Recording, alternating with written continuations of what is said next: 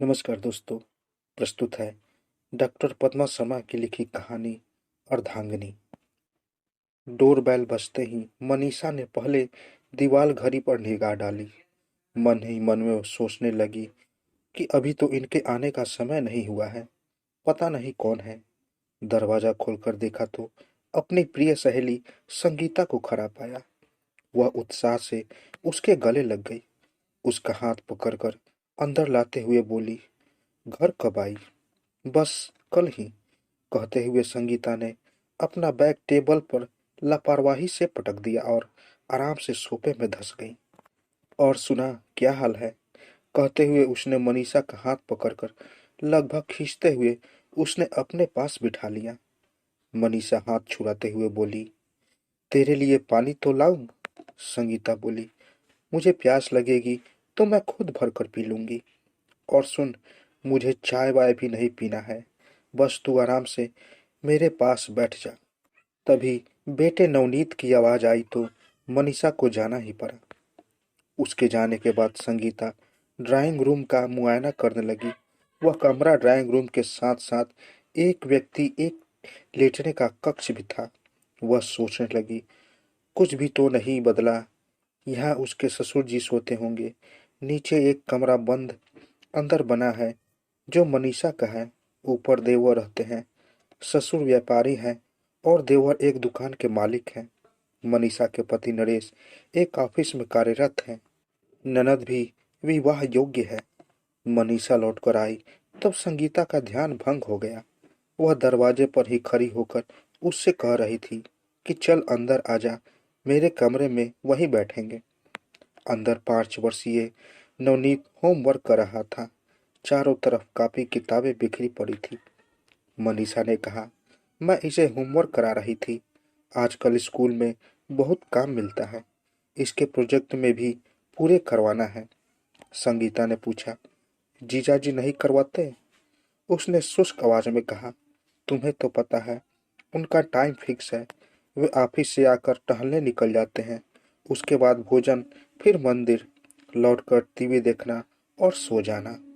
अपनी बात बीच में ही छोड़कर उसने विषय बदलते हुए कहा, जल्दी बता, चाय बनाऊं या कॉफी? संगीता ने फिर उसे जबरन बिठाते हुए कहा, मुझे कुछ भी नहीं पीना। तू आराम से यहाँ बैठ। मुझे तुमसे ढेर सारी बातें करनी है। मनीषा बैठ गई। पुराने बातें हुई। सबके हाल चाल पूछे गए। पर मनीषा व्यग्र हो रही थी। थोड़ी देर बाद करने के बाद मनीषा फिर से बोली, अच्छा, चल किचन में ही चलते हैं। तेरे लिए चाय बनाऊंगी, वही बातें भी करेंगे और साथ साथ खाने की तैयारी भी कर लूंगी। संगीता ने तर्क किया, मुझे खाना वाना नहीं खाना। मनीषा कुछ झिझकते हुए बोली, तेरे लिए नहीं, सबके लिए खाना बनाना है। संगीता मनीषा के साथ किचन में आ गई। संगीता ने पूछा, मम्मी जी कहाँ हैं? उसने संक्षिप्त उत्तर दिया, मंदिर गई है। मनीषा को शांत देखकर संगीता चहकते हुए बोली, तनख्वाह कितनी बढ़ रही है? सुना है तू तो अब माला माल हो जाएगी। बता, कितना फायदा हो रहा है? पता नहीं। वही सरल सा उत्तर हमेशा की तरह उसने दिया।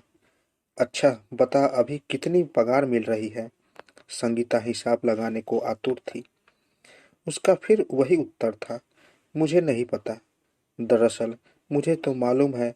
मैंने शादी के बाद से ही नहीं जानना चाहा कि मुझे कितनी तनख्वाह मिलती है। वेतन बैंक में जमा हो जाता है। इन्हें जितनी जरूरत होती है एटीएम से निकाल लेते हैं। पूछती हूँ, फिर भूल जाती हूँ। संगीता जानती थी कि मनीषा को ज्यादा वेतन मिलता है और उसके पति को कम। वह वेतन संबंधी कोई भी बात करती है तो उन्हें लगता है तनख्वाह की दोष दिखा रही है। फिर यूनिवर्सिटी कॉम्प्लेक्स का भी प्रश्न था। गृहस्थी अच्छी चल रही थी रहे, इसलिए उसने आर्थिक मुद्दों में कभी हिस्सा नहीं लिया, ना ही हस्तक्षेप किया। संगीता झल्ला कर बोली, देख मनीषा, ये सीधापन और सरलता नहीं है, तेरा बुद्धूपन है। सीधा बनकर रहना है और एक्टिव बनकर रहना है, दोनों में अंतर है। तू कब अपने आप को एक्टिव बनाएगी? कॉलेज का एक प्रधानाध्यापक ये कहे कि उसे नहीं मालूम उसे कितनी तनख्वाह मिलती है। कोई सुनेगा तो यह नहीं समझेगा कि तू कितनी सीधी है, तो वह तुझे मूर्ख समझेगा। और यह तेरा सीधापन नहीं, बुद्धूपन है। इसका लोग फायदा उठाएंगे। तू अपने आप में कब परिवर्तन लाएगी। संगीता का लंबा चौड़ा भाषण शुरू हो गया था। थोड़ा रुककर फिर बोली, अपनी दशा देख, सारी बेहतरी है, बाल बिखर रहे हैं, पैरों की एड़ियां फट रही है, गला सूना पड़ा है। मुझे मालूम है ऐसे ही कॉलेज हो जाएगी। मनीषा की आंखों में पानी तैराया था। वह धीरे से बोली, क्या करूं, घर के काम से फुर्सत ही नहीं मिलती। रात को थककर चूर हो जाती हूँ। सुबह जल्दी उठकर क्लास का लेक्चर तैयार करती हूँ। नवनीत का टिफिन तैयार करना और नाश्ते की तैयारी करना। समय कम निकल जाता है, पता ही नहीं चलता। बस भागते दौड़ते कॉलेज जाती हूँ। और देवरानी? संगीता ने प्रश्न उछाला। मनीषा बोली, वह सुबह का खाना बनाती है, मैं शाम का। चाय उबल रही थी, उसमें खदबदाहट थी। ऐसी ही खदबदाहट संगीता के अंदर भी थी। काम करते करते मनीषा ने पूछा, कब तक रुकी रहो। उसने उत्तर दिया, बस परसों चली जाऊंगी। मनीषा ने आग्रह करते हुए कहा, अगले माह ननद की शादी है, पिछले महीने सगाई हो गई है, तू शादी में आएगी ना। संगीता ने पूछा, तुम लोग क्या दे रहे हो। उसका वही उत्तर, पता नहीं। संगीता को उस पर गुस्सा आने लगा, लेकिन वो कुछ कह नहीं पाई। संगीता जाते जाते चिता गई, तुझसे तो अच्छी मेरी जिंदगी है। घरेलू महिला हूँ, पर अपनी जिंदगी अपने हिसाब से तो जीती हूँ। अच्छा बनने का लेबल चिपकाने के चक्कर में कब तक घुटेगी। देख, कोई नहीं पूछेगा, तेरी अच्छाई को एक्टिव बन। मनीषा और संगीता कक्षा 5 से लेकर बीए तक एक साथ पढ़ी है। संगीता का मन आगे पढ़ने में नहीं लगा तो माँ बाप ने उसकी शादी कर दी। मनीषा के पिता की किताबें की दुकान थी। पिताजी किताबें लेने जाते तो कभी कभी मनीषा भी दुकान पर बैठ जाती। 4 बहन भाइयों का पालन गरीबी में किस जद्दोजहद में होता है, यह सब मनीषा ने देखा है। घर की हालत देखकर उसने संकल्प ले लिया था कि वह अच्छी नौकरी करेगी। उसने मेहनत की और कॉलेज में सहायक प्रधानाध्यापक बन गई। अपनी तनख्वाह वह अपने घर वालों पर जी भरकर खर्च भी नहीं कर पाई थी कि अच्छा घर मिलते ही उसके पिताजी ने उसकी शादी कर दी। मनीषा के मन में भी प्रश्न उछल रहा था। रात में उसने नरेश से पूछा कि हम शादी में क्या देंगे। नरेश ने टालते हुए कहा, देख लेंगे, अभी कुछ सोचा नहीं है। मनीषा बिस्तर पर लेटी थी। संगीता के शब्द उसके मस्तिष्क पर बार बार प्रहार कर रहे थे। तुझे ये भी नहीं पता तुझे कितनी तनख्वाह मिलती है। मैं अपनी जिंदगी अपने हिसाब से जीती हूँ। मनीषा बुदबुदाई, संगीता तुम्हें कैसे बताऊं कि मैं क्यों इन सब के हिसाब में चलती हूँ। तुम्हें नहीं पता, इनके परिवार में ताऊ जी के लड़के ने गुस्से में आकर पत्नी को छोड़ दिया। मैं जानती हूँ भाभी जी की हालत क्या हो गई है। डर लगता है मुझसे भी ऐसी गलती न हो जाए कि मेरा भी वही हाल हो। पिताजी पर क्या गुजरेगी।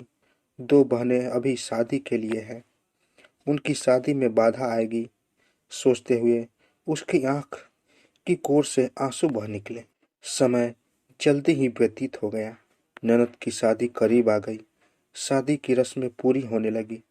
घर में मेहमान भी आ गए। सासू माँ चौकी पर बैठी बुलावे में दिए जाने वाले बटौनों को थैली में भरवा रही है। बुआ सास उसमें एक एक कटोरी बतासे भरकर मौसी सास को देती जा रही है। बुआ जी ने पूछा, घर में कौन कौन क्या क्या दे रहा है। मम्मी जी ने वही घिसा पिटा उत्तर दिया, दे देंगे जो बनेगा। मौसी ने पूछा, नरेश और महेश क्या दे रहे हैं। मम्मी का वही उत्तर, पता नहीं। बुआ जी बोली, सगाई तो अच्छी चढ़ा दी, सुना है कार भी दी है। तभी देवरानी निशा बोली, मम्मी जी ऐसी बातें क्यों कर रही हो। ये तो तुम्हें भी मालूम होगा, तुम्हारे बेटों ने क्या दिया है। वे फिर से नकारने लगी, कुछ नहीं दिया। अब कहाँ निशा चुप रहने वाली थी। वह मुंहफट वैसे भी थी। वह बोली, मम्मी जी 30,000 दिए हैं, मामूली दुकान है, तब भी इतना कर दिया। सुनकर मम्मी जी का चेहरा सफेद पड़ गया। मनीषा निरुत्तर थी। उसे तो मालूम ही न था कि नरेश ने कितना रुपया लगाया है या कितना देने के लिए सोच रखा है। बुआ जी बोल पड़ी, चलो, जाकी तो छोटी दुकान है, जाने 30,000 लगा दे। ये तो दो जने कमाते हैं, कुछ तो देने ही चाहिए। ननद की शादी कौन बार बार होते। तुम्हारे बहन की शादी होगी तो तुम कुछ नहीं दोगी क्या? बहना अपनी तेरी को फर्क मत करो। जब तक ननद भी आ गई थी, उसने भी तर्क देते हुए कहा, और क्या बुआ जी, कुछ नहीं दिया। इसके बच्चे को दिन भर रखा तभी ये नौकरी कर पाई। मनीषा की आंखें डबडबा आई। वह जमीन में गड़ी जा रही थी। यह तो वही जानती है कि बच्चों के कारण दिन रात नौकरानियों की तरह घर में जुटी रही। पूरे घर के कपड़े धोना, झाड़ू पोछा, बर्तन सभी काम में वह लगी रहती थी। कभी उफ तक नहीं की और ना ही किसी को कहने का मौका दिया कि नौकरी करती है तो घर का काम नहीं करती, बल्कि और अधिक मर्यादा में वह रही। अचानक नरेश कहीं से वापस आ गए। ननद के शब्द उसके कानों में पड़ चुके थे। वे हस्तक्षेप करते हुए बोले, तुम्हारी सगाई में जो कार गई है उसका पूरा 1.25 लाख हमने दिया है। ननद शांत रह गई। फिर मम्मी की ओर मुखातिब होकर बोली, मम्मी, तुम्हें मालूम नहीं हमने क्या दिया। मम्मी जी का चेहरा सफेद पड़ गया। मनीषा अंदर दौड़ी चली गई। आज तो उसके सब्र का बांध टूट गया। उसे तो नरेश पर गुस्सा आ रहा था। सबको पता है, बस मुझे नहीं पता। निशा को भी मालूम है कि उसने कितना रुपया दिया। रह रहकर संगीता की बातें कानों में गूंज रही थी। सीधा होना और एक्टिव होना दोनों में अंतर है। वह ठीक कहती है, हर आय व्यय का विवरण मालूम होना चाहिए। आज मुझे मालूम होता तो मैं भी वही देती। यूं जलील तो नहीं होती। नरेश अंदर आए। उसे फूट फूट कर रोता देखकर बोले, शांत हो जाओ। मनीषा का लावा फूट पड़ा। मैंने तुमसे कभी तनख्वाह का हिसाब नहीं लिया। मुझे ये तक नहीं मालूम तुमने कितनी तनख्वाह मिलती है। मुझे यह तक नहीं मालूम तुमने सगाई में क्या दिया।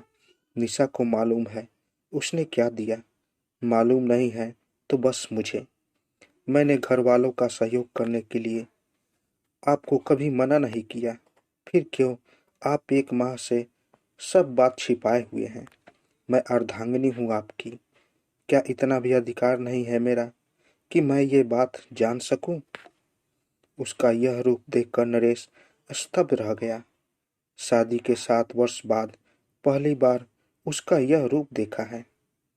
वह आज अर्धांगिनी के अधिकार मांग रही है। नरेश डबल बेड पर बैठ गया। उसको उठाते हुए बोला, रोना बंद करो, मेरी गलती रही है कि मैंने तुम्हें राजदार नहीं बनाया। आगे से ऐसा नहीं होगा। मनीषा स्तब्ध थी। 7 वर्षों में पहली बार नरेश अपनी गलती स्वीकार कर रहे थे। तो दोस्तों, कैसी लगी कहानी?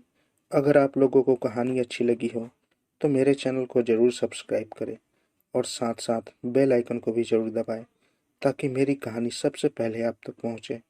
तो दोस्तों, मिलते हैं एक नई कहानी के साथ एक नए वीडियो में। तब तक के लिए नमस्कार।